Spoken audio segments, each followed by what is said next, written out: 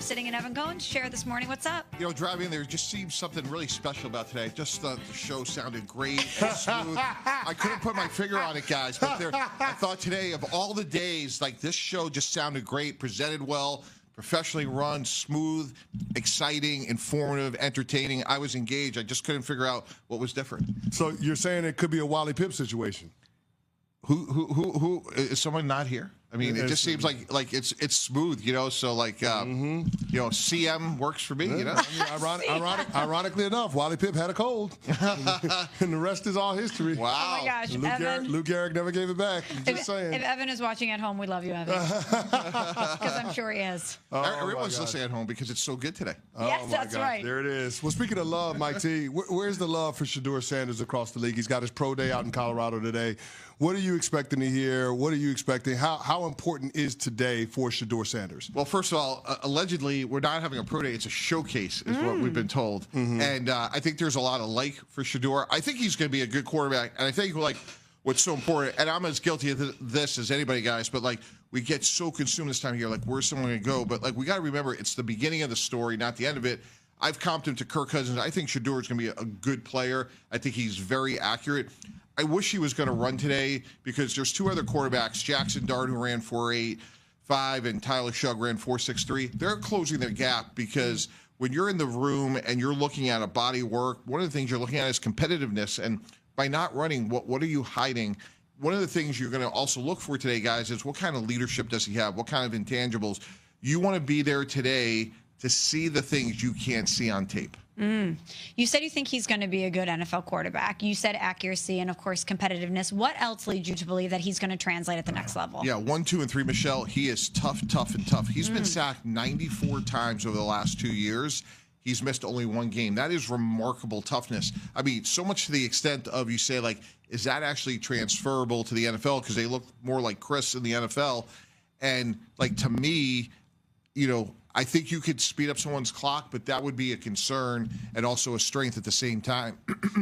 I think he sees the field well. I think, you know, like he led the nation in completion percentage. That speaks to his accuracy.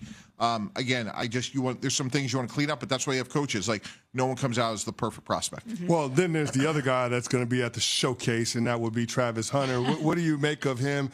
What are people going to be looking for in his performance, and what does he project best at the next level? Yeah, I think we're talking about a generational, what has a chance to be an all-time great. I don't think we talk about him enough. And in this generation, guys, of load management, practice less contact in the NBA, if you play 2 games in a row, you could be suspended, it seems like.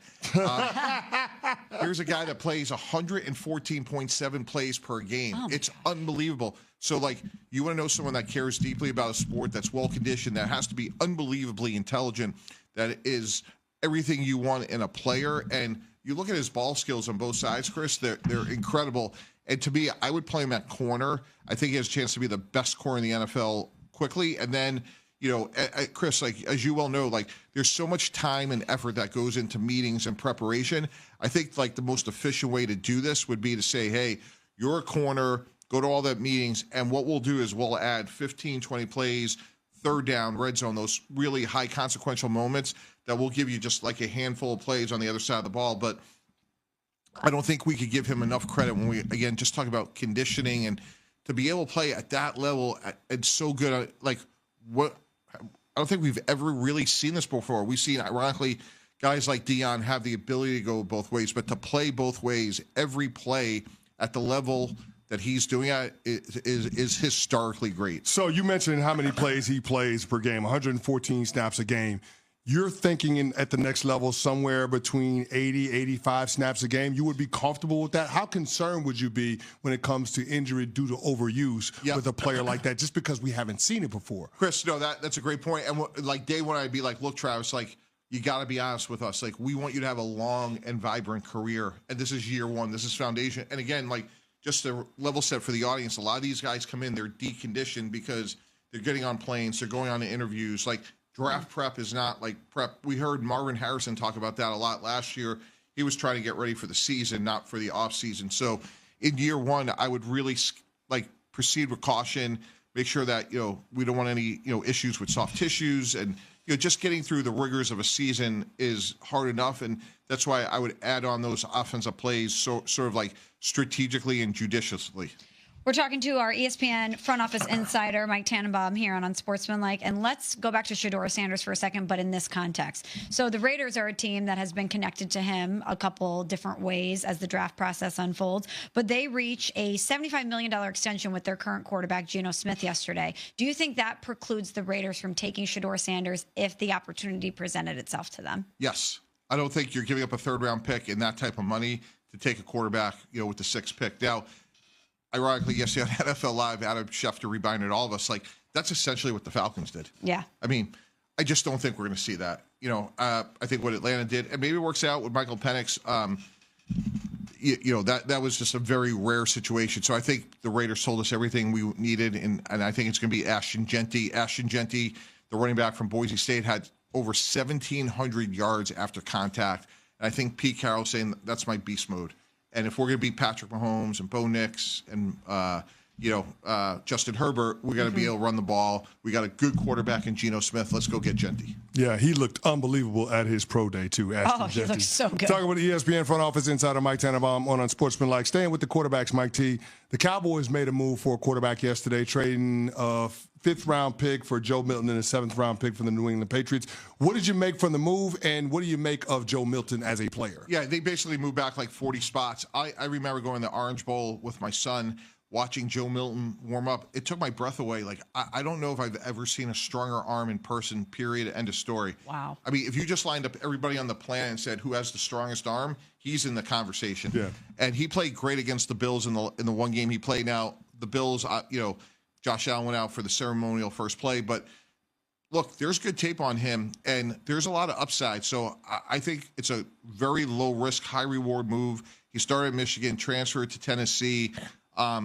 He's a very intriguing player. The tools he have is extremely rare.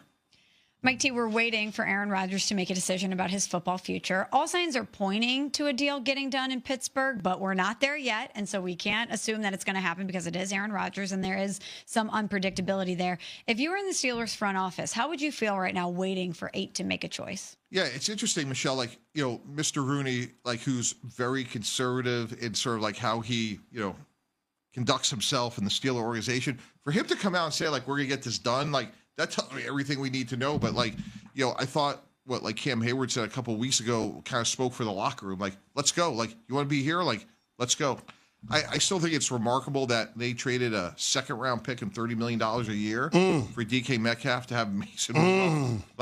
Now, in my mock draft, and even with Aaron Rodgers, Michelle, if we had him, I'd still say if Shedeur Sanders is there at 10, go get him. If you're the Pittsburgh Steelers, go get him. Again, if he comes out and he's a good starting quarterback for the next decade, he's better to me than Kenny Pickett and all the other things that they've tried since Big Ben has left. Mr. T, I can't let you get out of here before weighing in on the debate that's basically captured the attention of all of America. The tush push, the NFL tabled the vote on it until May's owners' meetings. They want to expand the language around the proposal to ban it.